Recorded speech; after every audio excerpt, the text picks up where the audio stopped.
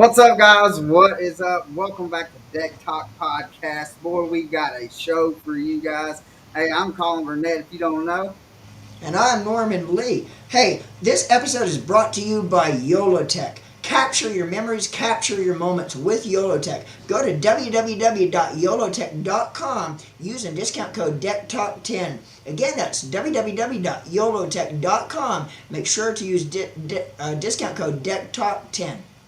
That's right. Hey, guys, if you can't tell, in the middle of the Three Stooges right here, we got the one of the best guides down in the Everglades. I say by far the best guides, but we might just be biased. But we got Captain Neal Starks with us. What do you know, brother? How you doing, guys? I What's going on, appreciate my it. brother? How you doing? Doing Good. good. We already got Michael Lindell on here. And here in a minute, he's going to say something about the big nasty. It's Yeah, guaranteed. Hey, that's a given. That's a given. But the Yeah, big nasty is well worth mentioning. So there you go. yeah, it is. It is. So Neil, did you go out fishing today? I didn't. We had some bad storms in here today, and I kind of just chilled out, got my gear ready, and got the boat ready for another day, man. That's Yeah, awesome. yeah, Hey, you're getting a lot of bad storms there here lately down in Florida. Well, typical South Florida summertime weather right now. Every afternoon, you can almost set your clock to it. Oh yeah. Usually about 2 o'clock they start rolling in. As you guys know, we had a bad storm the day we were out. Yeah, oh yeah. yeah, oh Oh yeah. yeah, and it I was. run away from it for about a half an hour. Hey Neil, what's worse, being out there in a lightning storm and having enough gas to be able to get you to where you need to go, or being in a lightning storm and the driver of the boat says, "Hey, we've only got like a 16th of a tank." Yeah. Where are you Well, going with this, brother? yeah. Well, at least you know if the lightning hits you, you might survive the boat blowing up, though. Right. That was his plan, I bet. Well, I didn't know when we got started we were going to be Captain Neal was going to have us run into Miami. Yeah. Well, listen, you got to run around a little bit, man, to get on them big ones. Hey, in my defense, when we started, I had a half a tank. That thing just burns a lot of gas. I figured we Yeah, had enough. Uh, that's like the. I mean, because he double whammied us on that one. The truck was. I mean, he had me. I was driving back, and the truck had 8 miles left, and yeah. Yeah, it's It, pretty then the bad. boat didn't have any gas. I was like, yeah.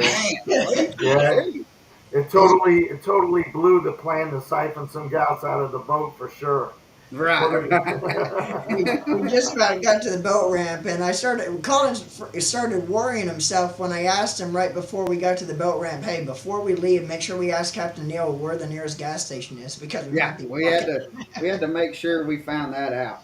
yeah. But Michael Lindell says, "Where's my glide bait, Captain Neil?" Yeah, the guy bait is coming. Mike asked me for a glide bait right before I cast, and that literally while we was packing up, and I told him I had a couple in the garage, but he wants a brand new one. He wanted a brand spanking new one. Well, He he didn't just wants, he, he he just didn't wants a want a lot. glide bait with all those big teeth marks on Uh, it. then he says, "Neil Starks is an awesome guy, and he does a bunch for the veterans." We're going to get to that, Yeah. Michael. And he says, and he's not a bad tournament angler either. Yeah.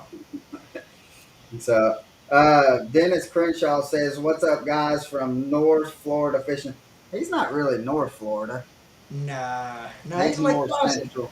Yeah, no, I Lake wouldn't Placid. consider. He's back where I used to be, or I Yeah. used to live. I wouldn't consider that North Florida. Mm-mm. But Dennis, for everybody that doesn't know, of course, everybody pretty much knows Dennis now. Yeah. But he's actually one of the premier crappie guides in Florida. Lake Placid Freshwater Chartering Guide. Just a little bit of a plug for Dennis there. Yeah. Oh, And we got Jamie Jones now. He's we call him a local hammer. If you ask him, he says he's not, but he's a local hammer. He's But modest in who he oh, is. he But says, yeah, "What's he's up, a good guys?" humor. And he loves the pics of the peacock bass. Well, Jamie, this guy right here is the guy that put us on them peacocks, and Yep. so he has a guide service, and he does, excuse me, uh, a lot with the veterans and stuff with fishing with America's Yeah. finest, and we're going to get into more details on both of those. But Jamie, if you're ever down in the Everglades, and I suggest that you take a trip down there, you have For to sure. look up uh, old Neal, and he will put you on them. And so let's see. Oh, he's in North Florida now. Right now, he's not in Placid, is what he said. Oh, Dennis. Dennis, Okay. yeah. Let But me. let's talk a little bit, Neil. How did you get started into fishing? Is it something that you've done like growing up, and like who got you into it? So I grew up here down in South Florida. I'm a South Florida native, and I just always loved fishing. I mean, South Florida is surrounded by water.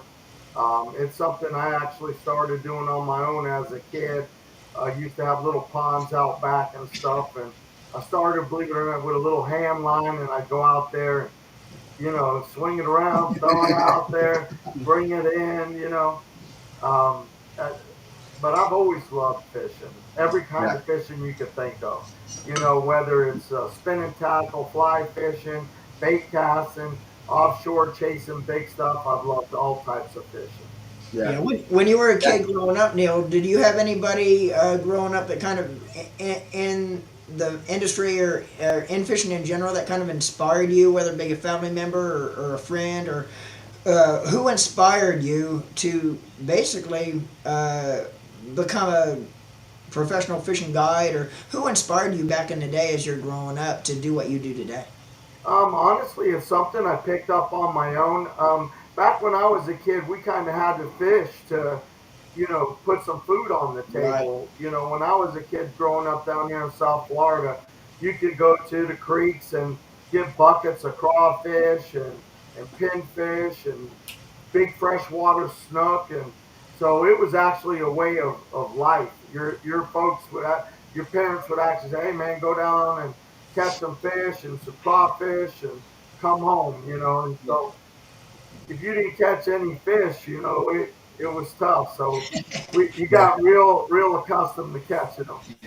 Yeah, back in the day, back then, even when I was growing up in the '80s, really learning to love the sport, nobody back then really practiced what we know as catch and Catch release and today. release, To yeah, Yeah. protect our fisheries with catch and release. It always catch and fillet back in the day. yeah. Yeah. Also, Now, we and I've watched the video that Norman just got done, and we have it on his YouTube channel and my YouTube channel of the day that we were out on the water with you. He actually got the full thing edited. But did Norman? I can't remember.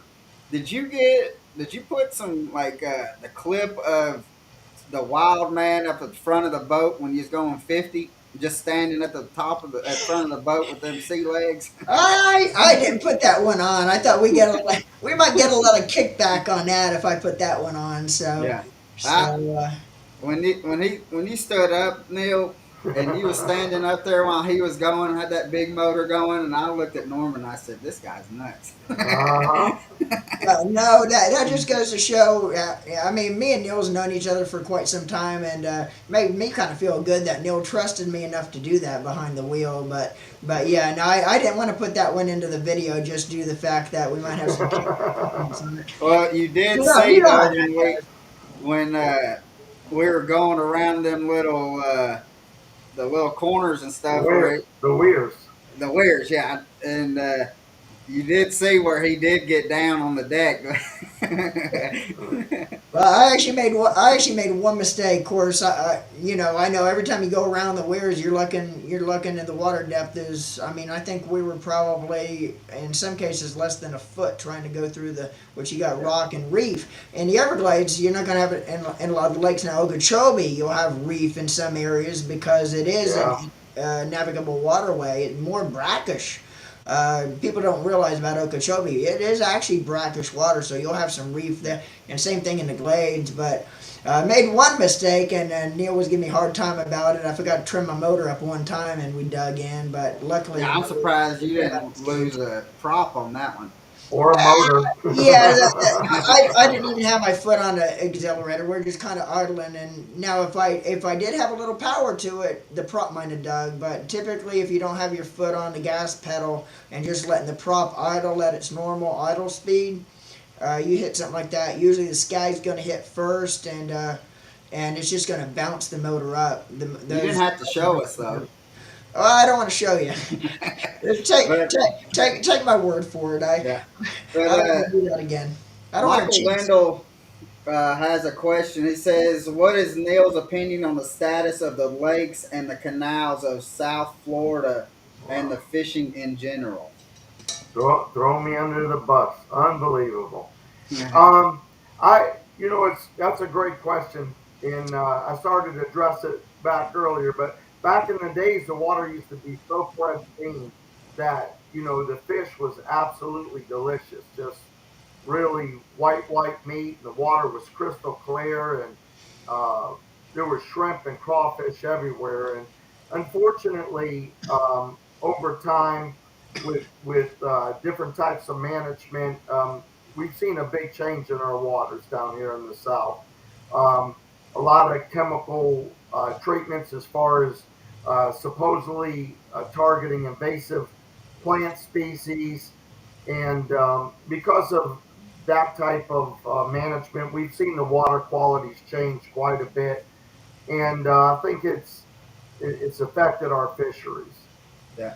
Now, is there something that fishermen can do to kind of help that? I know we're in Chattanooga. I mean, so there's not really much we can do, but like because we got people that watch this from all over the world and a lot of all over the United States and whatever, and a lot of people from South Florida's watch this. Is there something like they can do to kind of help or kind of raise awareness to help?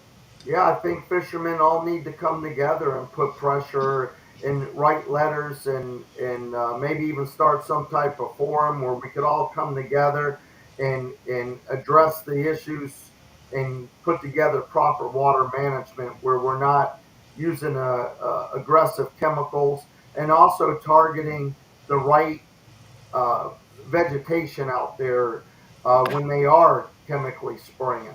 Right. Um, I've noticed that, initially the plan was to hit invasive plant species, but you get folks out there that spray everything. They're spraying native stuff. They're killing, eelgrass and all types of things that really help purify the water, knocking out our cattails and our natural weed lines, which are, you know, help rake the waves and the water current coming in and keep our waters clean.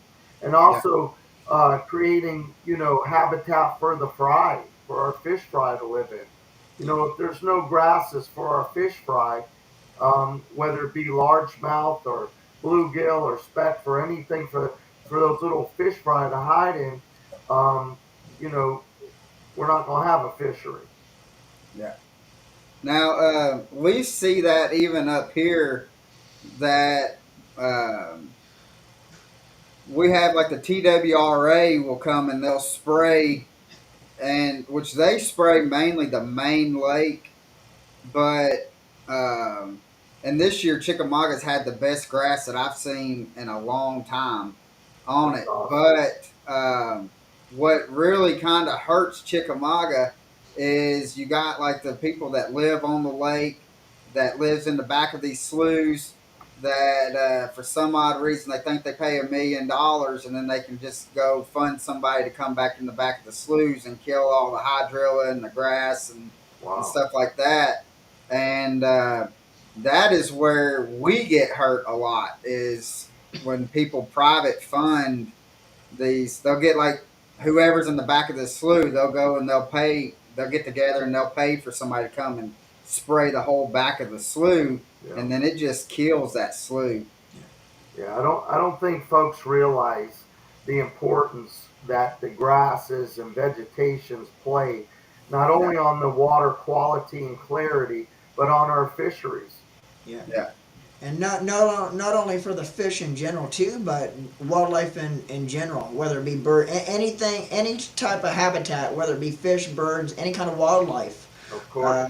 needs the submerged vegetation as well to be able to do their thing, especially like the birds and the waterfowl. yeah, So people don't realize it's not only the fish that gets hurt when you kind of, Yeah. and not only that, with the chemicals they're putting in the water too. It's not a good thing. Yeah. Uh, here's an analogy I usually tell people. Think about if you were to take a cup of water and put a little smidgen or little eye drop of poison in that water and drink 1 cup every day for 1 year. It might not affect you within the first 2 or 3 months, but after you drink that month after month every day, it's going to slowly start doing a toll on your body. Now, kind of put yourself now in the fish's shoes, or the fish's yeah, fins, or whatever you want to say. But it kind of works the same deal for the fish.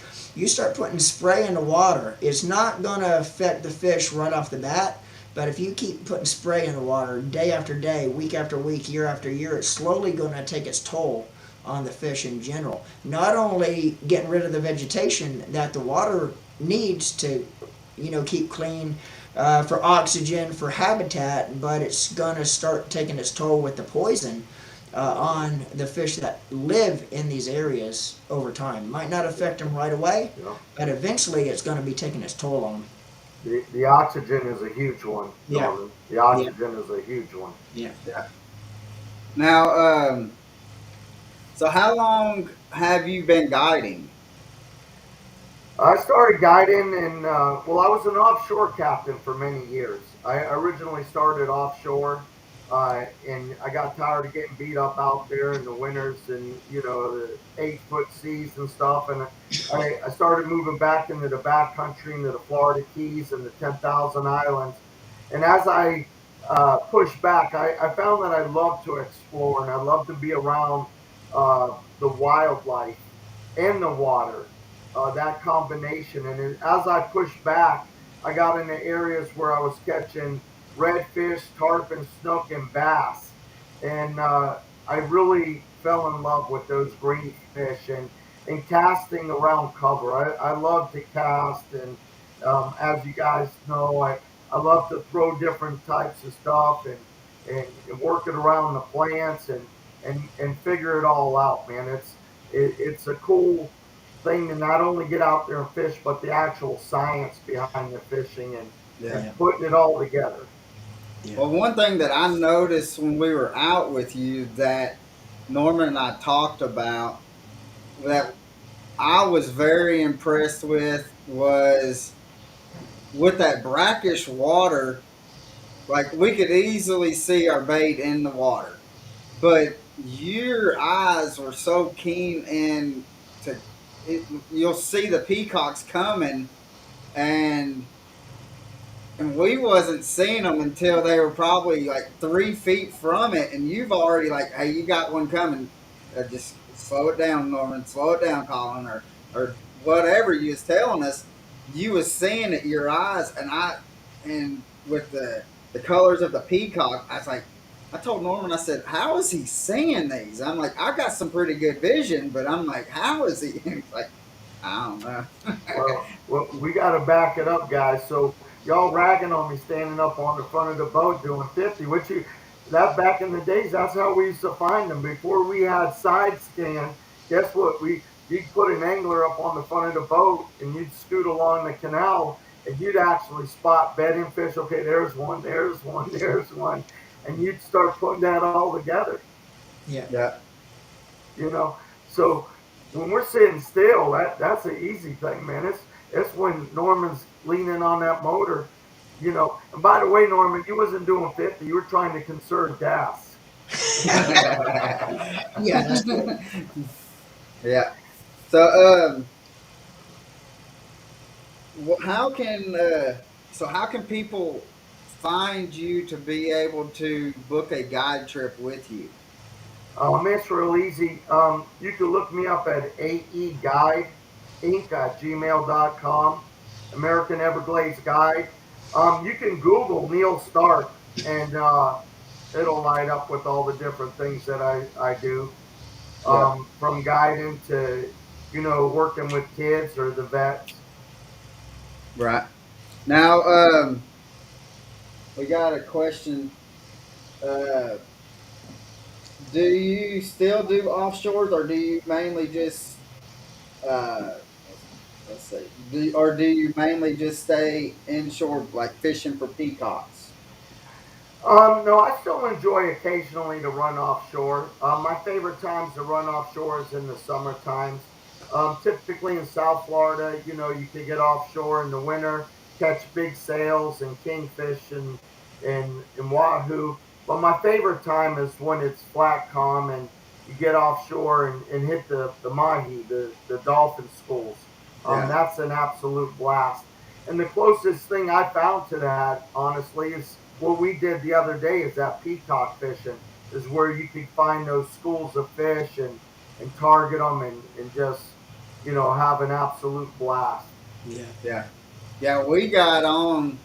We stayed on fish all day long, but at the end of it, we found a pretty good sized school of them, and we were able to put the hammer down on them when Norman wasn't back boating us, Neil. Yeah, Hey, yeah, hey, we got video to prove that that back boating stuff you talk about is. yeah. I, and Neil, he did not put in the video where he I, cut your line, though. He did yeah. not put that in there. Or let me tell you, or any of the backboating stuff, Colin, Right, either. right. Yeah, no, that video was edited just perfect, if you would.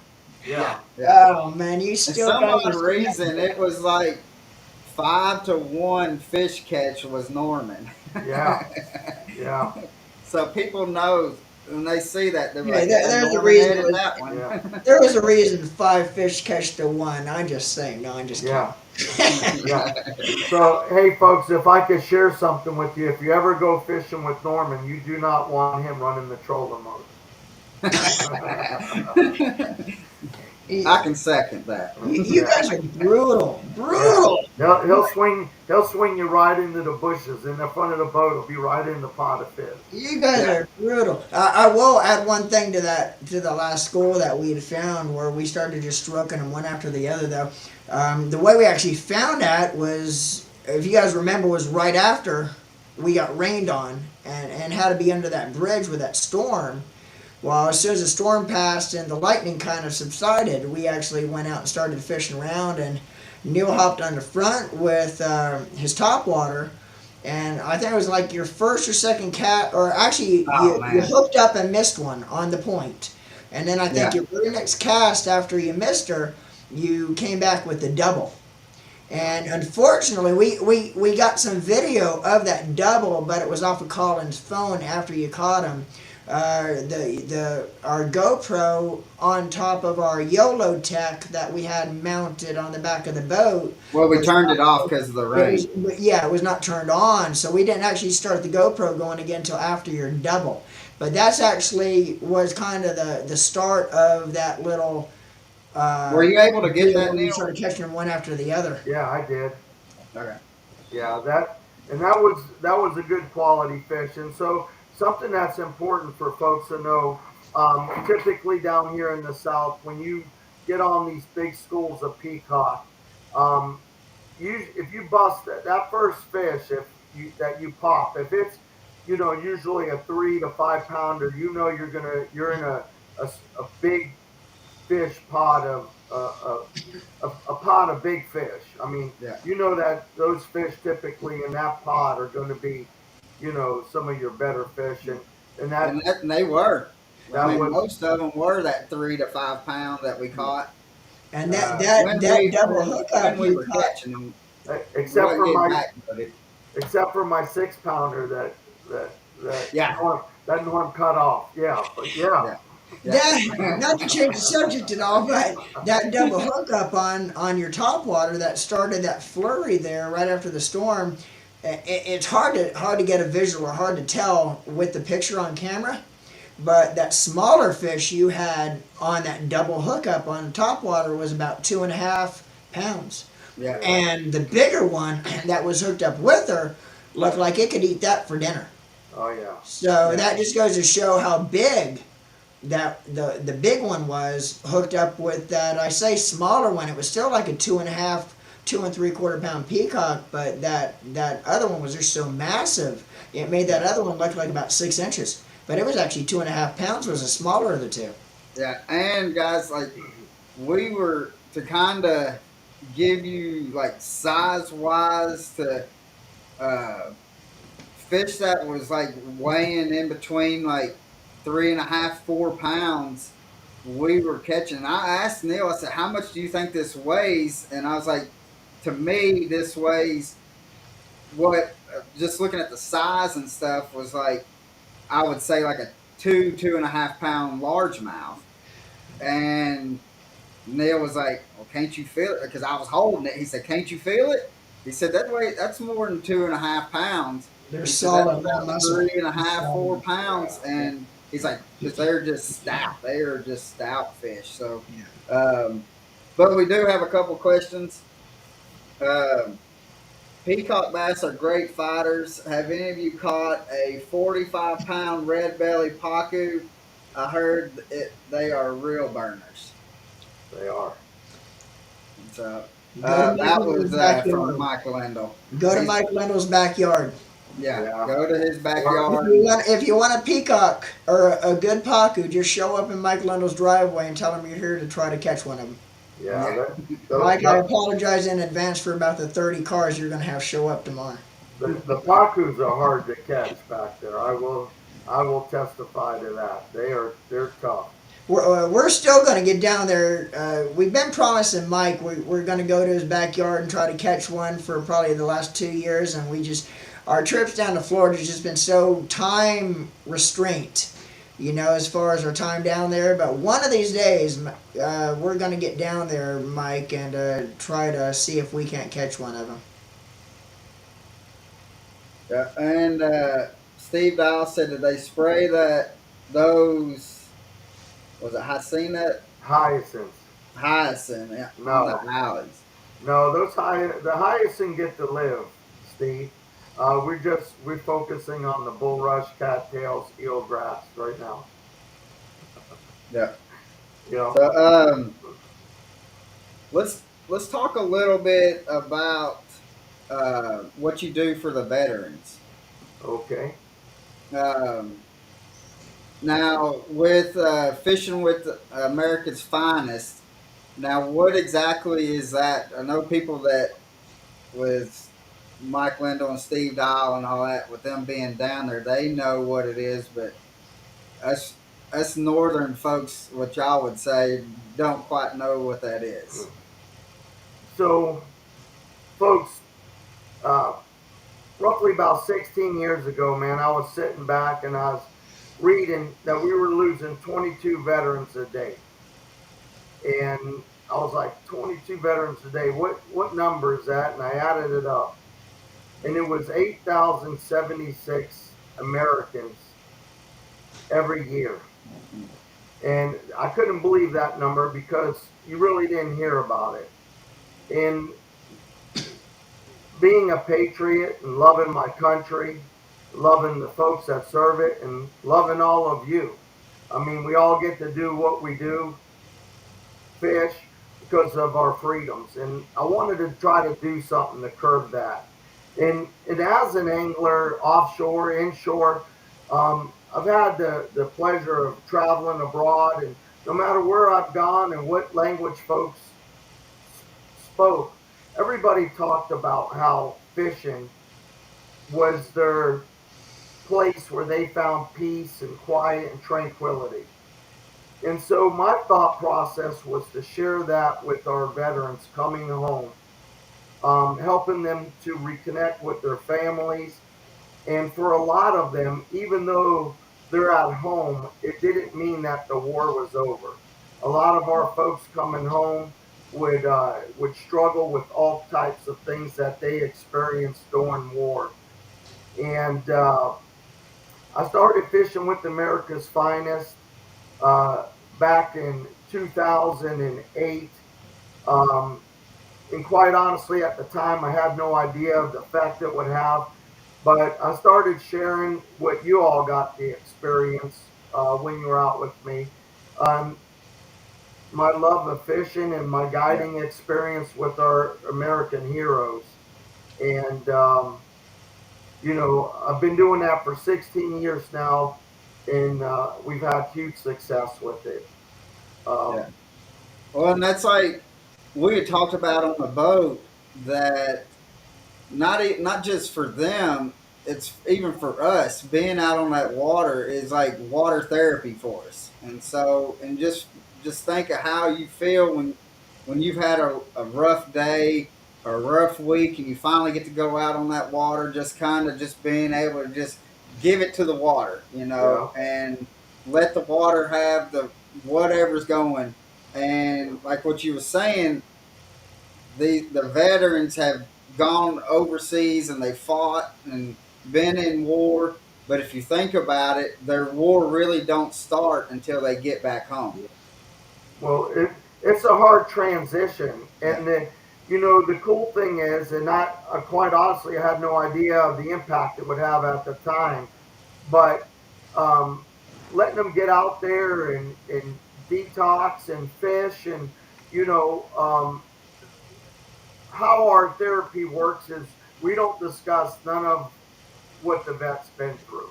We talk fishing, just yeah, like what we're doing here tonight. yeah, We teach, where to cast, why to cast. We talk about the knots to tie, the lures to throw, all the different water conditions, why we're throwing those. And it's in that format that you become friends yeah, and you start talking and interacting, and it allows the vets to use that same thing that we do. As a kid growing up, and when I had my first boat, I would always leave my issues at the dock, untie that boat, all the stresses of life stayed on the dock, and off I went. yeah, And so that was my ideology behind fishing with America's Finest, and um, it's been amazing. It's sometimes you wonder who has the better day. It's really fulfilling, guys.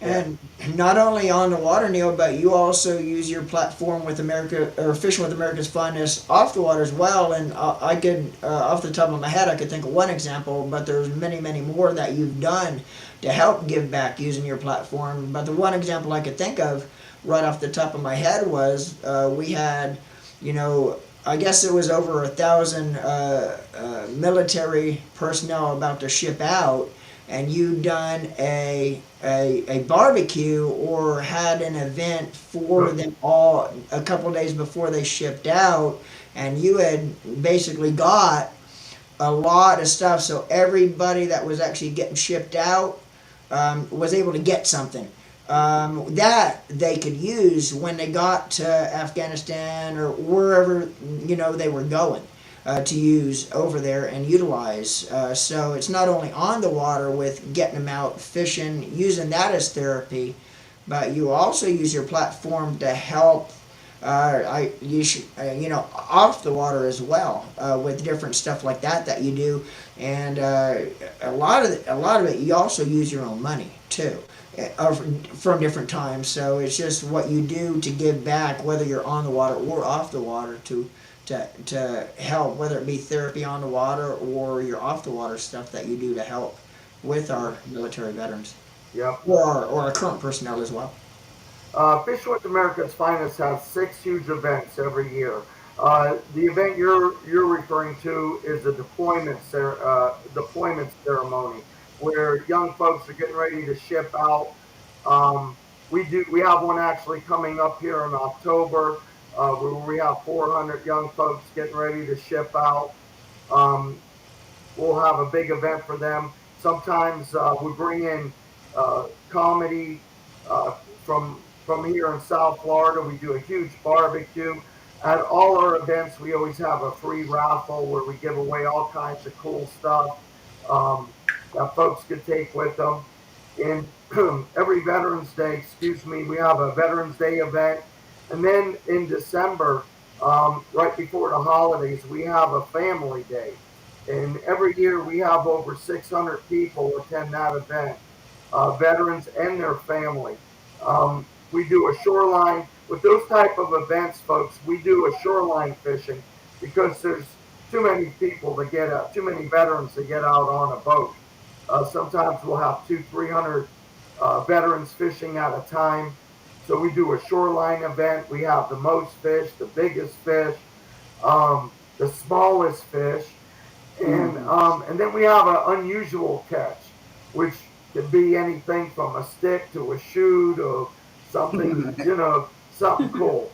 And then, at those events, we have cotton candy and popcorn. We do dodgeball. We have a egg toss. We have a push-up contest. It's literally bounce houses, just like a carnival type of setting. And what that does is it allows vets from all over the United States to come together and create a camaraderie. Folks make friends, and they're amazing. Mike Lindell that wrote in uh, and asked some of those questions. Mike's been out at a lot of those events and volunteers.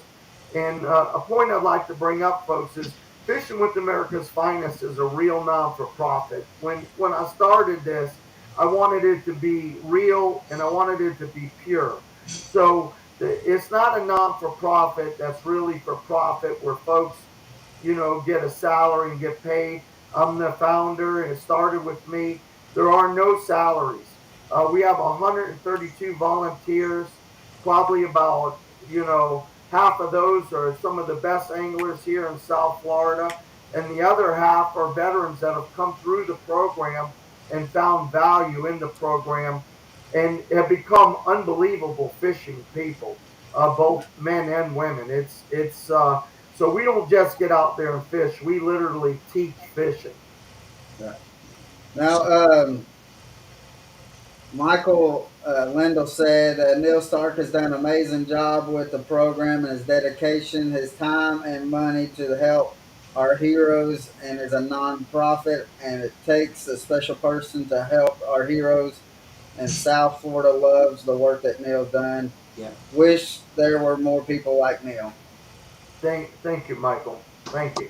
And Dennis Crenshaw said to tell you about the veteran memorial there Oh at Lake yes. Placid, Yeah. which Dennis, we have already sent him the pictures of the war memorial that we took. Uh, we made sure that we Mm. sent them to him after we right after we done had took Yeah. those pictures. So um, let's see. Oh, and another thing is, guys, if you are in the Chattanooga area and um, we are going to try to get, if you know a veteran, we're going to try to get a bunch of veterans together. We're going to get, and it depends on really how many we get. Um, we've got a bunch. We know a bunch of people that can be willing to take people out on the water in the boats and stuff. But if it's a lot of them, then we can probably do like what Neil was just saying, just fish off the bank or whatever. Um, but again, if you will message myself or Norman, and if you know any veterans, uh, because we're going to, and Neil is going to make that venture up here once we kind of get everything set, and we are we're going to try to help him out with being able to help more veterans out. So that's what we're going to do. And again, if in the Chattanooga area, you know somebody, um, that is a veteran, just let us know, and we will start making a list so we can be able to let Neal know, and then we'll set up a time to where we can get that done, and let's take some veterans fishing. Let's put an event together. Absolutely. Yeah. And so, but let's see, Norman, if there are bait companies or people who would like to support Fishing with America's Finest, what's the contact? Oh, uh, what is the contact uh, to be able to get in contact with you about the American's Finest? You could go to FWAF, Fishing with America's Finest, abbreviated, FWAF.org at gmail.com. Or, you can, I have no problem with y'all posting my phone number. But you could Google Neal Stark and it'll pop up immediately. And Right.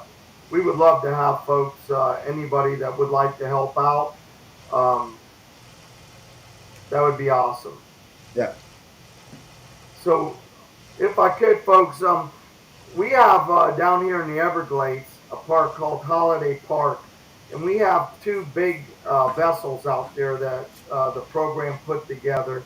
One is named the Piscatorial Patriot, which we helped put on the map. Piscatorial therapy, if you look it up in Webster's dictionary now, it's fishing therapy. And that therapy has become a reality in the field of medicine. Um, it's used now. We've had huge success with it. And the other vessel is called the Veteran, and they're both 22 foot by 10-foot uh, pontoons. They're set up with electronics, trolling motors. They're all set up for fishing. They can accommodate veterans regardless of their status. Um, they're wheelchair accessible, and we use those boats out there at Holiday, and we fish 365 days a year. Besides our events that we do. Right. Now, Dennis Crenshaw said that he just done a veterans fishing trip and it was awesome. And he said, but to make sure we let you know that he's willing to help. That's awesome. And he's Thank you, Dennis. because he's right. He's not too far from you. Yeah, he's in Lake Placid. So um, now, when you do an event that's a fishing event, um, do like let's say like is there somehow like we could like maybe like get some baits together and ship them down there to you? Is that something that y'all will need, or what? How could besides us doing an event here, how can we help you down there? So all our events, and you guys could look me up on Facebook. So last Tuesday, Thursday, I'm sorry, this past Thursday, I had 8 vets that I took out of the VA hospital for a day of fishing, and even on the boat we did a little raffle. So it always helps break it up a little bit, and it's a blast.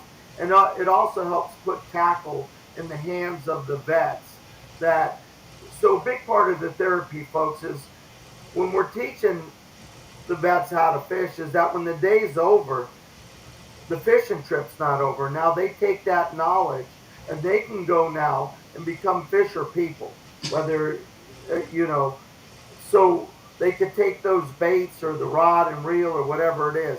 So we always do a raffle at all our things that we do. We give away a rod and reel combos. We're sponsored by Luz. Luz always helps us out with hero rod and reels combos. So we always give away a rod and reel combo, different types of baits from different types of companies. Um, so that's where folks can help. And let me tell you, folks, it doesn't have to be brand new tackle. If y'all, for you anglers out there, that we got tons of stuff, and We used to use it, but we don't use it anymore. And it's just sitting in your garage collecting dust. Ship that down to us, and we'll get it in the hands of folks that could actually use it and put it to work. And while they're fishing, they're de-stressing, and you're helping people, and you're helping Yeah. make room for some new tackle. Yeah. And you really don't know uh, like how much a $5 bait will help somebody out. Amen. So, but we got a question. Um Says, how big do peacocks get down in the Everglades? Because I know, was it in Brazil they can get up to 20 pounds. Yeah. The biggest peacock that I know of is 9 pounds 7 ounces. Um, I last year I had a veteran trip, and I had a vet hook an absolute giant, which I believe probably could have broke that record. And I let him fight it out, and he ended up losing it. Um, Folks told me, I should have stepped in, and that was could have been a world record. But I believe there's some fish out there bigger than that. There's areas in South Florida where you're not allowed to fish, and rock quarries and stuff like that, where I believe we have some absolute giants. Yeah. Pound for pound, Neil, a peacock fight is pound for pound so much harder than just say a largemouth bass, for example. Yeah. Why do you think the peacocks fight so hard? I mean, and you said it yourself when myself and Huh? Colin caught our first 4 pound double, and we're holding her, getting ready to take the picture, and Colin mentioned about thinking 2.5 pounds. You said, "Man, do you feel how heavy these things are? They're solid fish, and they're actually like 4.5 pound, close to Solid. 5 pound peacocks." Why do you think they fight so hard? Is it just because of the pure muscle that they're built with? They got to run away from them alligators. Uh, Oh yeah, buddy. they're solid muscle, man. They're brutal fighters. Brutal Yeah. fighters. Now, do you think for freshwater that they fight probably as hard pound to pound that they fight one of the hardest freshwater fish? They're one of the hardest fighting.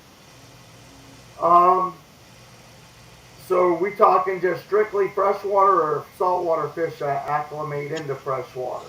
No, we'll just go straight Freshwater. freshwater. Yeah, I would say pound for pound, they're probably one of the hardest fighting freshwater fish. Yeah, Yeah, because you bring in saltwater fish, that's bringing in a different animal. except for those pacus, which I haven't experienced yet. Let's see. Multiple species of peacock. The one that grows to 20 to 30 pounds were not released in Florida. Correct. Um, let's see. Mike Lindell says smallmouth gives a fight, but I've had on a 6 pound smallmouth and it does not fight what a peacock does. Pound for pound now. Mm-mm, no. Um, so in your another question is, do you guide for anything else besides peacock? Absolutely. I'm a largemouth guide. I guide for freshwater snook and tarpon.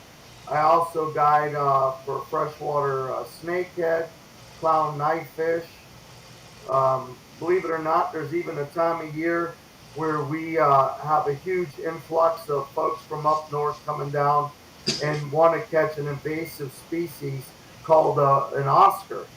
And a lot of you have seen them in aquarium tanks, but down here they can get 2 to 3 pounds, and they also are brutal fighters, Yeah, and they're excellent eating. Yeah, yeah, last year when we were down there, just myself and Colin, I believe Colin's dad was with us. We were actually catching Oscars, and even I've been there 3 times, including this past, you know, a week ago with you. But we were having them Oscars just annihilate a big Zara spook. like Oh it was yeah. nothing. And the spook, and some of the Oscars, of course, some of them was fairly good size, but some of them were catching on the darn spook was about as long as the spook was, and they were Yeah. just crushing it. Well, I had that one that I caught, and I had never caught one, and excuse me, I got the hiccups. Uh, and which I've had them. I've had like a 50-gallon aquarium that I had them in my aquarium, but I didn't realize that they even had little teeth in there. That they and Norman's like, put your fingers in it. So Lip them, lip them. I lipped them, and then, but I guarantee you guys, if I would have said that to Norman, he would be like, heck no. He won't even hold a catfish. I have to get the catfish off the hook for him, Oh guys. my god! Now you're really throwing me under the bus there. Yeah. We have a fish down south also an invasive called a mine cichlid, and they have teeth like a vampire. I mean, them things are brutal. Yeah. And folks will always be like, "Hey, can I lip it?" And I said, "Well, you can, but I wouldn't advise it." Not a Yeah. good idea. Yeah, and we got a new tournament announcement that's just now being released. Steve Dial says next Bruiser free tournament is at Bottom Line Mike's backyard. It's called the Paku Open. Well, yeah, give us plenty of notice, Steve. We'll be there with bells on. So then, if there's a kid who could not afford a guide trip and wants to fish his lake uh, for peacock, what would you recommend as a go-to bait to give him the best shot? For peas, I would say the best one of the best baits is a small jerk bait. You know, probably about a 3 to 4 inch jerk bait, definitely with a feather on the back. And then you guys know what my second favorite bait is a small little whopper popper. Yeah, we Now, put a hurting on some. We got them going, and with that little whopper plopper. and So you're Yeah, saying about a 3.5 inch jerk bait. That's about what the same size as the shiners we were using as well, correct? yeah. yeah. And Now, when being from Tennessee, never had to worry about anything going after any kind of fish that I'm catching while I'm reeling them in. Um, what does the vets think about having like we had a 10-foot gator around us about 80% of the day. That thing was stock and calling. I mean I fed it once, yeah, so you did. And if you didn't feed it, yeah, you're lucky you fed it. It wasn't looking at me. I'm like all bone. It was eyeballing you. You're like a ribeye standing up there on the front deck of that boat. well they thought you was an appetizer, and then Neal and I was the entree. So, But but I think you done. I think you done very well, being that this is the only. I think it was your second trip that you ever seen a gator actually that wasn't behind a cage. yeah, So, and Neil so made a comment once. He says, "You better be careful." I was a little bit egging a gator on one time, and Neil goes, "You better be careful. You're gonna have Colin jumping out the other side of the boat when that thing decides it wants to come up in here." no, I I wouldn't be jumping out of the boat. I'd just be wishing I had my 9 or 40 with me to. yeah You I might think have come back with some holes in the I boat. think you'd be yeah you would. I think you'd be safer taking your chances in the boat because if you go out the other side, there's Oh, like you're getting there's his mom and his daughter that we just didn't see that day that's somewhere lurking in the Yeah, area. yeah. yeah. So, They um, they to answer your question, they do not like the gators. they don't. No, but down here we call them water lizards. Well, and because like I tell people up here that has never fished down in Florida, and um, and I tell them like I'll show them pictures and talk to them about having the gators by the boat and stuff, and they're like, "Well, how close is it?" And I show them the picture that you took with you could see. into the his side of mouth. the boat, and I'm like, and they're like, "Is that photoshopped?" I'm like, "No, it's. I mean, the camera really doesn't do it justice. The nose of the thing was probably up rubbing up against the go of the boat." And I'm like, The "They're like, gunwale. I don't see why are y'all down there doing it?" And I'm like, so I mean, all they want to do is just eat. And It's all so part of the Well, experience. unfortunately, something I probably should share with y'all is when the gators, a wild gator will not do that. The reason that gator was doing that is because unfortunately he's been getting handouts. And yeah, so when that happens, they lose their fear of man, and so they come in close on you like that. So that gator's been someone's either throwing him fish or throwing him sandwiches. Yeah. He's been fed, Yeah. but yeah, a wild gator, unless there's babies around, they typically don't want to mess with you. Yeah, and yeah, that's a good teaching point too, Neil, to our viewers as well. If you're not used to gators and you're fishing around them, you never, ever, ever want to feed the gators. Yeah. Don't feed them because when you feed them, they become fearless of you, and when they become Yep. fearless of you, that's when something could go terribly wrong with the gator. So you That's never, ever want to feed them handouts that's when on they purpose, that's when unless you're they calling and feeding him a fish that he's trying to get past him. that's when they become dangerous. Yeah, yeah. yeah, never feed That them. and like if and guys, if you go and you watch the YouTube video that we just put up, um, and you can just watch I mean, watch the whole thing. But if you'll watch and you'll see after we catch it, we're looking to see, or if we know where the gator's at, we're tossing the fish on the other side of the boat to where we're not trying to do Feed them. anything, feed it, and so And we unless just you're got like me and then let one run right into it and then it gobbles it up and then you get a hard time by two Florida natives. and the full video was just released yesterday. You can actually go to my YouTube channel, Normally Fishing, or go to Colin's YouTube channel at CMB Bass in 1983 and watch the full video release of the Everglades trip. But make sure you pay attention. I think there was three pretty cool moments with the gator in the Oh video yeah, that was captured on film. yeah, So make sure you go to YouTube, check out the video, the full video. It's about a half an hour video, but there's a few cool, really cool moments with the gator in the video as well. So, check that out as well. But watch the yeah. full video. Mike Wendell says, Neil, if I want to look good for a tournament win pick, could you recommend a professional hairstylist for I don't know any. him?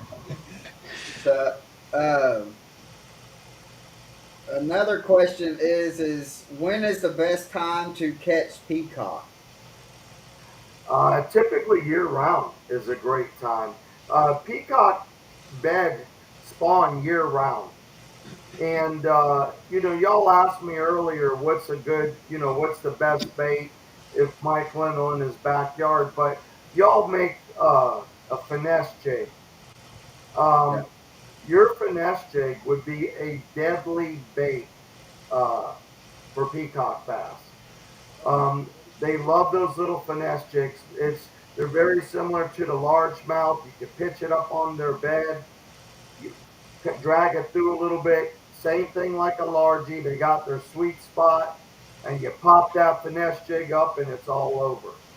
Um, yeah, but peas are year round. It's an amazing fishery. Um, right now, this year we had a cold front, really brutal cold front for us anyway, where it got into the low 30s, water temperature dropped down into the 50s, low 50s, and we had a big fish kill. But typically, and you guys saw in the summer, I mean, but we fish peacock year round. yeah. Um, Another question is, do largemouth and peacock live in the same areas? That's a great question.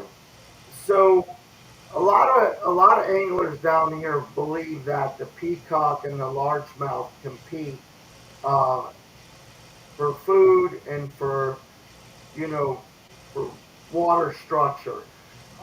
This year, I saw a very unique thing happen, um, and that is where instead of the largemouth, so to answer your question, yes, they do live in the same water. Um, but this year I saw something completely different happen where instead of largemouth spawning by themselves, like, a bed over here and one over there, I saw pods of largemouth come together on a 100 or 150-foot stretch, and all the largemouth would protect that area from the peas and all other invasive species. And I think that what's happened is the largemouth have learned that they need to come together, just like all of us need to do, to protect our fisheries, to protect our country.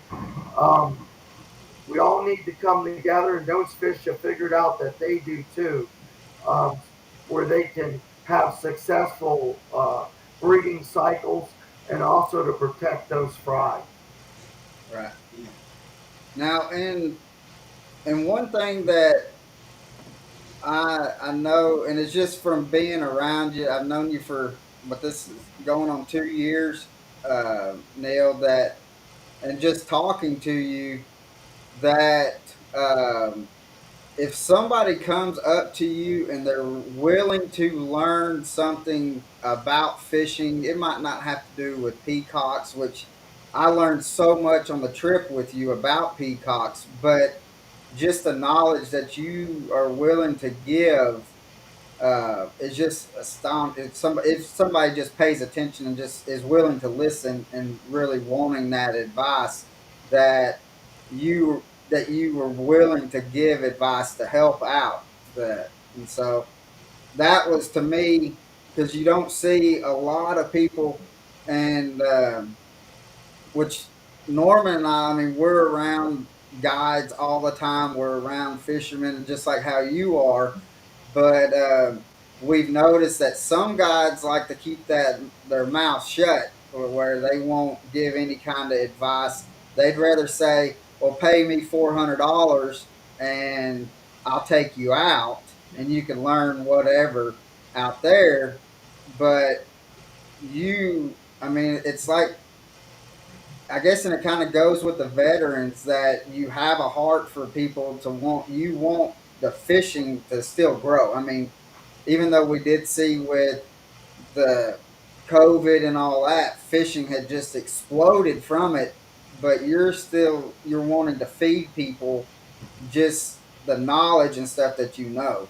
And so we want to thank you for the knowledge that you shared upon us Yeah.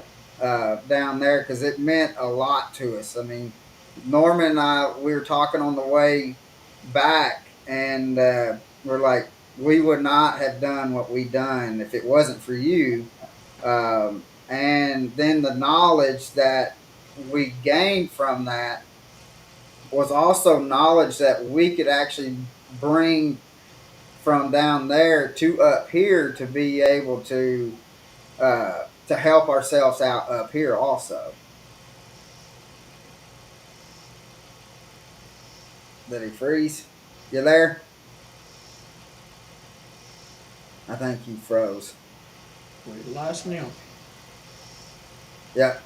So guys, Neil was having internet issues earlier, Yeah. so He was having a bad hopefully he'll storm come earlier, back so. on here in a second.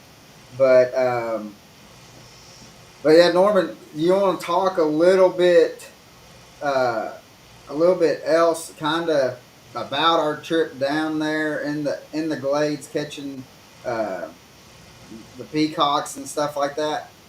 Yeah, you know what a trip. I think that day, I think what did we end up with? Probably well over 100. Now I don't know that Yeah. we don't know the Uh, final count, but I think we that must yes, be more. sir. Uh, Hey, okay.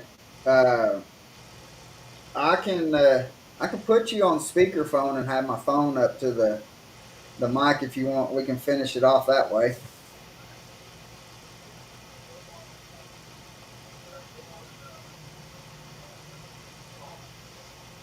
Um, if you can pull up the link on your phone, yeah.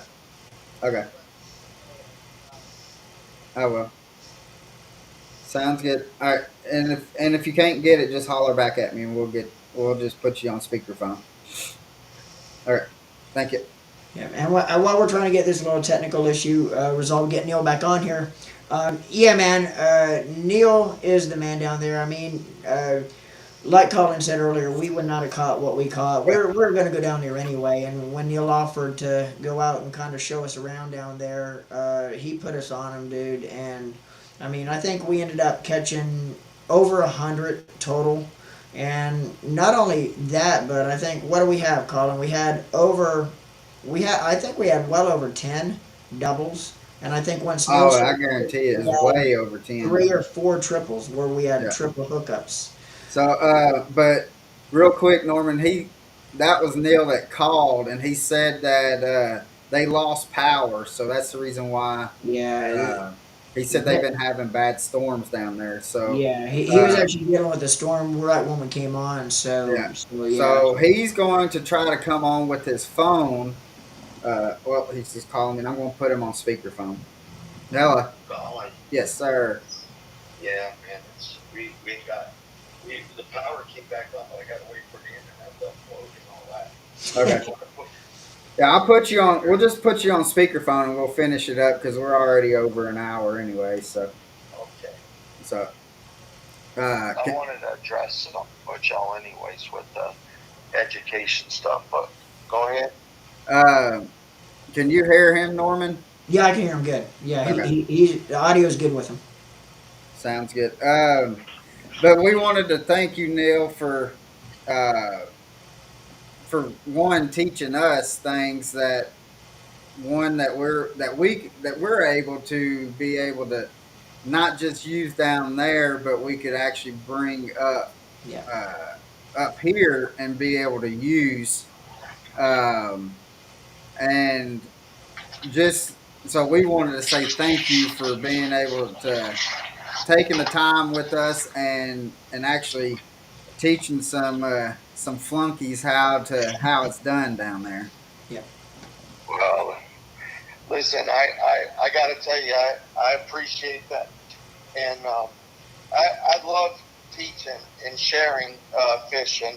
Um, I know we've been talking on about my guiding and what I do with the vets, but um, for over 16 years now, I've been an educator down here for the IGFA International Game Fish Association, and I volunteer every summer there and teach youth how to fish. I love sharing fishing with with youngsters and I'm also been for the last 16 years with Bass Pro Shops as an educator and do fishing seminars and work with the youth there as well. So I love sharing fishing and besides the guide tripping and the veteran stuff, if anybody has anything that they'd like to just ask me that's pertaining to fishing, feel free to reach out and I'll do my best to answer any questions that you might have, or if I could, and if I don't know it, I'll try to find it out for you. But I love sharing fishing. Yeah. I think folks need to do a little bit more of that. And, as far as, and it's pretty interesting because what you mentioned about that you could use down here or bring up there, I think folks overthink a lot of stuff. A lot of stuff that works up north works down south and vice versa. Right. And believe it or not, a lot of stuff that works offshore works inshore.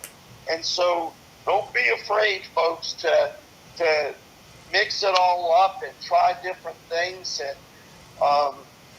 I talked a little bit about your finesse jig for the peacock, but down here in South Florida, you could take a little finesse jig and take cut it in 2-3 inch piece off of it and hook it on the back of a finesse jig, and the bass down here will tear that up. And Right. so there's a lot of cool stuff that in my travels going up north, into Alabama and Carolinas, and a lot of stuff when I first got up there, I used to overthink it. And I found that a lot of stuff that we do down here works up there and vice versa. So, um, folks, don't be afraid to try things No. down here, up there, and vice versa. Right. Now, Steve Dahl said this year I've seen four guys in separate boats throw cast nets out, taking a lot of the cichlids out of giant coolers. And is that coordinated and influenced by the FWC to thin out the exotics? Mm, no, not that I know of. But I'll tell you what really helps down here to get rid of the exotics is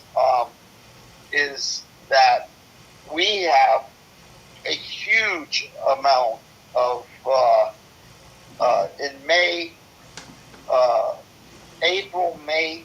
We have hundreds and hundreds of folks from Georgia, Carolinas, um, that um, come down here and load up their coolers with these cichlids and Oscars, and that's the detail. Right. Um, and we don't want to keep you too much longer, brother, but Michael Neal said, can you tell us a little bit about your tournament fishing history and how you have been blessed not only to fish but to win with your son Jake? Oh, that's a great story. Well, I always I love tournament fishing. I love to get out there and compete, and I love the camaraderie and get to interact with our fellow fishermen. And many years ago, my son now is 23, but when he was a little boy, about 7 years old, one day I called him partner, and he said, "Well, I ain't your partner." I said, "Of course you are." And he said, "I ain't your fishing partner," and that sparked it. I started fishing with my son, and for years we had a really hard time. We just didn't do well. He didn't have the stamina to make those 1,000 cast days, and it was tough. And then, you know, as he started to build up his ability to make the cast, and we started to do really well, and started to win some tournaments, and we fished together till the time he was 16 in the trail. There's a trail down here called King of the Glades. And it's a trail that allows, um, you know, whoever wants to fish it. It's an open trail.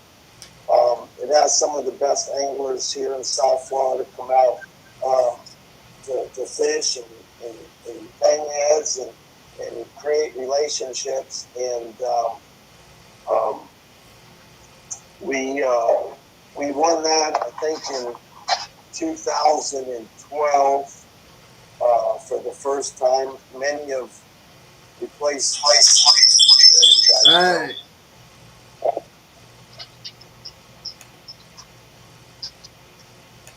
We're back. we are back. Neal is back in the building. Sorry, folks. We're having one of those really bad storms that uh, Colin got to and Norm got to experience. It's just it's just lighting up here right now, man. Everything well. It is popping out there, man.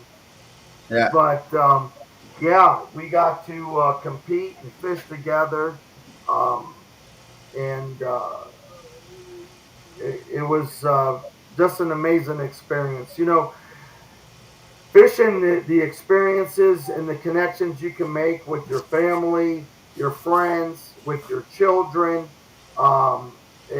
It's everlasting.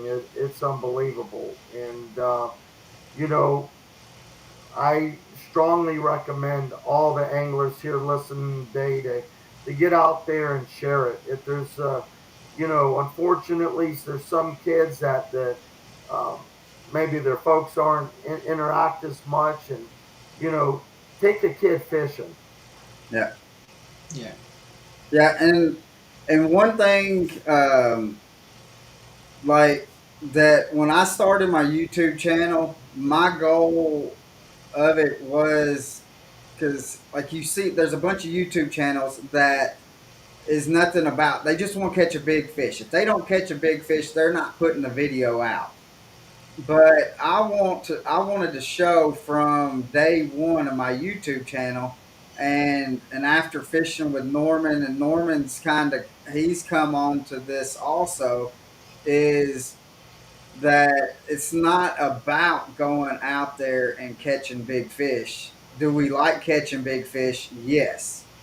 But you can't tell me that when you have somebody out on the boat and the fellowship that you have, the camaraderie that you build with having somebody out on the boat, that that's more than going out there and catching a big fish. It's all about memory making, Yeah, and if you catch fish, if you catch big fish, if you catch any fish, that's just icing on the cake. It's all about the camaraderie you Yes, share with sir. your partner, with your yeah, friends, with your family, with your son, and anything you catch, whether it be big or small, it's just icing on the cake.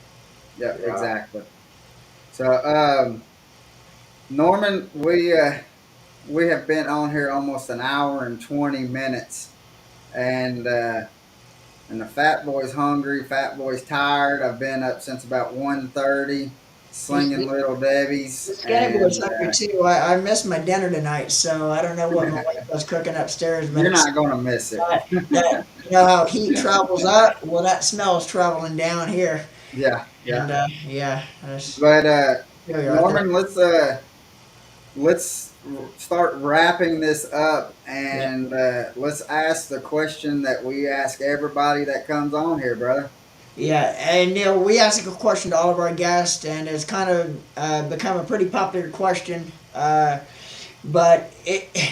If you were to have one, or be able to have one person on your boat with you to fish with you for the day, now this person could be passed away or still living. Who would that person be, and why would you want to fish with them? Who would that person be? And it doesn't have to be somebody in the fishing Yeah. world. Okay. Um, and that's a tough one. There's so many. Um, Well, give us a couple of them. uh, I got to go way back. I don't know if y'all know, remember Woo Days. Oh yeah. He was a good one. Um, you know, I definitely would love to fish. He's calmed down quite a bit, but Mike Iaconelli, Yeah. uh, You um, back in the '90s, is that when you wanted to fish with him? yeah, yeah, when he was breakdancing, That's Yeah. right. yeah. Now, have they? Speaking of Ike and Nelly, have you him and his little boy Vegas fished in a tournament and they won the tournament, but they had the camera. They had like a GoPro going, and Vegas. I mean, he can't be maybe 9, 10 years old, and but he was running the trolling motor. He lands one, and I'm telling you, he is a spitting image. He reared back, was on his knees, woo! Yeah, So, but yeah, Iaconelli is somebody that I think would be enjoyable to have on a boat, Oh yeah, and Yeah. a lot of and the young anglers. especially up north. If I could get up north and have him on a smallmouth fishery, Yeah, I think yeah, that would be Yeah. phenomenal. yeah. A lot of Um, What the young about anglers don't I know who Davis is, but who Davis back in the day was actually one of the top pros on tour. But a lot of the yeah, young anglers might not know him. But yeah, who Davis back in the day was a hammer on tour. And I think, correct me if I'm wrong, Neil, but I think who Davis is actually a classic champion, isn't he? And yeah, he won the yeah, classic back. yeah. Not sure what year it was. And yeah. I'd love to fish with Brent Hite. I'd love to Oh, see that chatterbait deal go down. And Jimmy Houston, I'd love to fish with Jimmy. yeah, Yeah, that he is so humble.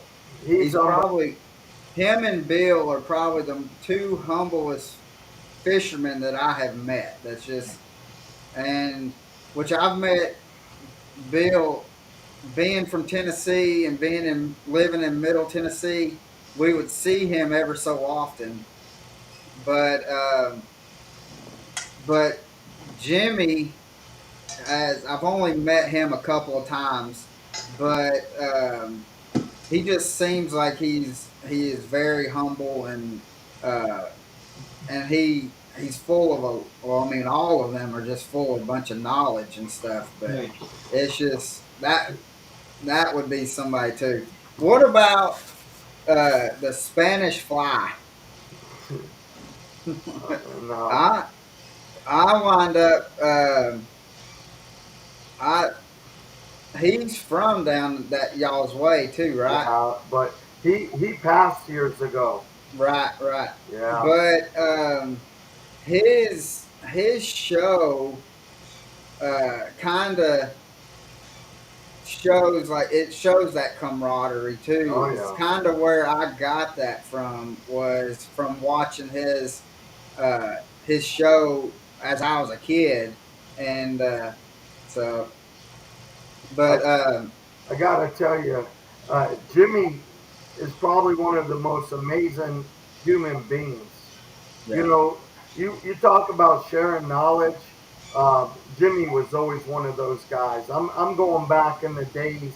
You know, I'm an old angler. You know, I'm going back.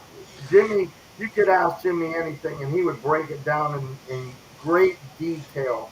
He was yeah, one of those anglers that always opened up. And I gotta tell you, I remember when I was a young cat, and I was in a back in those days, they had, these fishing classes you could go to where they would all come and share their knowledge. And Jimmy was in the back of this auditorium, and there was a guy in the front drinking coffee, and he was talking, and he was talking about Jimmy, what a great caster he was, and Jimmy was going to do a class on spinner baits, and he took his his bait caster and from the back of the auditorium, and he put that spinner bait in that coffee cup. that And is awesome. And yeah, Jimmy Now, Jimmy was just competing at a high level on tour up to I think a year or two ago as well. He was still competing on tour at a high level. yeah, yeah, he, he's an amazing human being. And yeah, I didn't mean to cut you off, Colin, but real quick on that, anglers, when you guys are out there, and it's not just what we do on the water, but it's sometimes what we do off of it. yeah, You know, everyone should be cool and kind and courteous to one another. When we're out there fishing, Yeah, right, and, and share your knowledge. yeah, yeah, and like and to see uh, Jimmy at ICAST this year because we didn't see him last year, um, but to see him and he's still smiling and how you know that Jimmy's around is he's got a laugh that It's amazing. and it just and it's and it just spreads. You know, Yeah, when he starts laughing, everybody else starts laughing. he's always laughing. Yeah, and but I mean, he's gone through, or his family's this past year has gone through some some ordeals with Chris having that stroke and stuff like that. So I mean, it was good seeing him at ICAST here this year. So, Yeah, but my he's brother-in-law just now got on. He always every podcast he comes on, and when he comes on, he always asks one question, Neil. His question is, and if you met him, you'd understand. He's a kind of a heftier set guy, but his question is what is your go-to snack in the boat?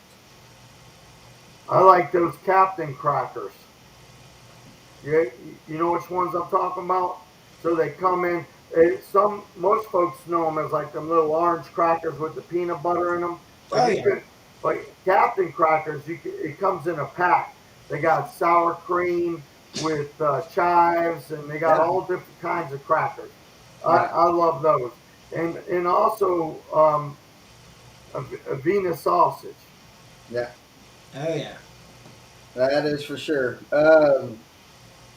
So, Neil, we're going to let you go on this. We're going to end Thanks, this folks. right here. But Neil, we deeply appreciate you coming Yeah. on, Thanks. and guys, uh, remember, go check him out. Google. You can either do Neil Starks, or you can do Fishing with America's Finest, or Americans Everglade Guides, and find him. Make sure you book a trip because Norman and I can attest to Yeah. this. You are going to have a blast. You're going to learn something if you're wanting to learn something. But he's going to put you on some fish, and he might put you next to a 10-foot gator, but he's going to put you on some fish. Yeah. So, Yeah. but Neil, man, we deeply appreciate it, and we got some stuff that's going to be coming to you, um, and we want to know how them jigs work out down there because we're going to send you. We need to, if you can text us the colors and stuff that you want, and we're Yeah, going to that's what I was send gonna you. ask too. What colors you want them in, Neil? Yeah. I'm going to show you how they work. Oh yeah. Yeah. So I'll get it on video for y'all. heck yeah. I appreciate you guys inviting me on here, Colin and Norm, and it's been a great time. I really enjoyed fishing with you folks. Yeah. It's been awesome. Thanks, Yeah. Neil. We It really has. It appreciate is it. definitely. Really appreciate it. It was a blessing to have you come up to us at ICAST and be like, "Hey, you want?" He said, "I can go with you," and so we deeply appreciate that, Neil, and again, we can't thank you enough for doing that. And you know, I mean, we wanted to have you on, and we're glad that was able to get you on as quick as what we were. Um, because we think that what you do down there, I mean, it helps out so many people, and just remember, guys, that these guys that went overseas and stuff like that has been fighting for this country, we would not be able to do what we're doing today, getting on this podcast or being able to go out on that boat and go fishing or even hit the shorelines if it wasn't for them guys. So every, Thank you. let's just say tell them thanks and let's get them on a fishing trip. And again, if you're in Chattanooga, send Norman and myself their names and contact and stuff to where we can contact them. And we're going to get with Neil and we're going to set up and hopefully we're going to have some epic time out here. And Norman might catch the littlest fish or he might catch the oddest thing. So, Yeah. And gals too, Colin. Gals too. Guys yeah, and gals. it Because does not matter. no, Yeah. no. I'm saying in the military, we got some amazing women out there Yeah. Oh, killing yeah. it. Yeah, Yeah. I've seen them. Uh, I had one time grab the dock line and jump 4 foot off the boat to the dock and pull the boat in. I thought, oh my God, girl, you can't be doing stuff like that, you know. But yeah, listen, anybody out there, if y'all want to put together a veteran event, Fishing with America's Finest, we'll do our best to get up there, and we can help fund it and put it together, and we'll bring Colin with us and Norman, and we'll make it happen. Yeah, Yeah. for sure. Amen. Amen. And so, uh, and we're going to give Dennis Crenshaw your information to where he can Absolutely. contact you, to where he can y'all can kind of do whatever y'all got to do down there, to Yeah, where he'll definitely help out. He's got pontoon boats and stuff like that with that's that, awesome. and so. Yeah. But Any, Norman, you got anything? Nope, not other than not other than thanks, Neil. Appreciate it. yes, sir. And man, it's been a blessing down there with you, and Yeah, got to spend the day on the boat with you. Had some fun. Total blast. Total blast. Just good friendship times. But Yeah, and again, getting back to the veterans, it's because of our military veterans and current military as well. That allows us to give us the freedom to do what we do, and me as a guide, Neal as a guide, basically able to live out our dreams and make a living doing what we love to do. It's because of the military that gives us the freedom to be able to do that. yeah, So with what you do, Neal, with giving back to them, to show, to allow them, uh, some comfort time, and stress-free time and relaxation time on the water is just unprecedented. So for what you do, Neal, but we want to thank you as well for what you do on that. thanks, yeah, guys. and Thank you. definitely. Yeah, we need to, Norman. We need to plan another trip to where we can get down Yeah, there with him, because I want to catch some of them snooks. yeah. Yeah. And big freshwater tarpon. And we need to talk some more fishing because man, I didn't even get through my first couple pages. Man, I got all kinds of cool stuff I want to share with y'all. Yeah. Oh yeah, yeah. But next time, Neil, we're going to make sure Norman has a boat full of gas. Uh, Yeah, oh yeah. no, That's gonna be the first on my list. Colin, I already got it figured out, man. Next time we take in my boat. And Colin my truck too, by the way. I appreciate that. Yeah, yeah. So, guys, let's wrap this up, and I'm going to get something to eat because the fat boy's hungry, and And I just gotta for get the stuff. record, when I we got pulled into the gas station after we came off the water, we were running on fumes. Yeah. Yeah, we were, but I got to get my my fishing room, podcast room cleaned up because my table over here is full of baits from that I took down there that I didn't even use. Hey, Um, but I gotta get it cleared off because I've got some jigs I gotta make. hey guys, can I give a shout out to a couple of companies real quick? Yes, Yes, yes, for most sure. definitely. If I could, man, I'd like to thank, Bass Pro Shops. They've been with us forever and helping quite a bit. Power Pull, Livingston Lures, Wiley X, uh, Gambler Baits, um, Yeti Coolers, Hook and Tackle, provide all our uniforms for, the 132 volunteers. Um, and if I left anybody out, man, King of the Glades, um, all the anglers there every year they come together, put funds together for us. Um, Real Fishing Charities is a kids organization down here.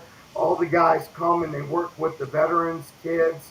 Um, and then for all the volunteers that allow, you know, I'm always front and center, and I get a lot of the thank yous. But there's so many amazing human beings and fishermen behind this program that we all come together and make it happen. So Yep. to all of you, thank you so much, and to the good Lord above, Yes. um, because that's who empowers me to do all this stuff. Guys, Yes. For thank you sure. so much for having me on, and God bless y'all.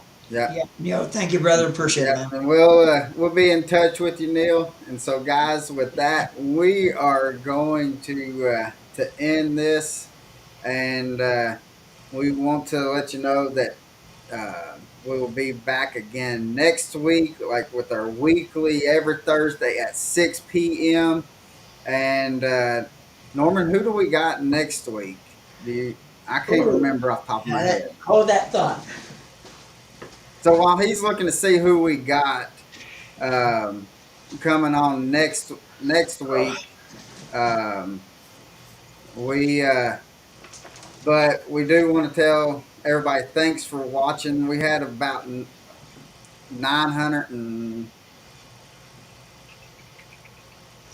about 930 people viewing this live. So 930 viewers live. Hey, Next week's episode is going to be Doug Reed, the owner Doug of Reed, that's right. Floatzilla. Yeah, Doug Yep, Reed, the owner of Floatzilla, which we'll learn a little bit about what Doug Reed has going on. We'll talk some fishing and learn a little bit about his products. So yep. yeah, you don't want to miss it. It's going to be a good episode next week. So hey guys, if you weren't one of the sponsors we mentioned and you'd like to be one, please feel free to reach out. Yeah, yeah, for sure. right. Yeah, Most definitely. Yeah. we and again, if you want to do that sponsor, um, Oh, just you can contact Neil or contact yeah, Norman and myself, and we will make sure you get the Yeah. information to be able and, to contact and, Neil. Um, and because again, anything really helps. Just like what he was saying, the baits that you're not using, yeah, anything like that will a $5 bait can change somebody's world. yeah. Yeah. And guys, one of our big sponsors, I failed to mention Luz. Oh yeah. Luz donates a ton of rod and reels. The program has over 250 rod and reel combos that we use for our events. Luz, thank you very much for your Yeah. support. Yeah. So Thank you, guys. thank you. So guys, we'll see you here next week, and Live the hope passion. to see you out on the water as well, and tight lines. Tight lines. You guys, tight lines.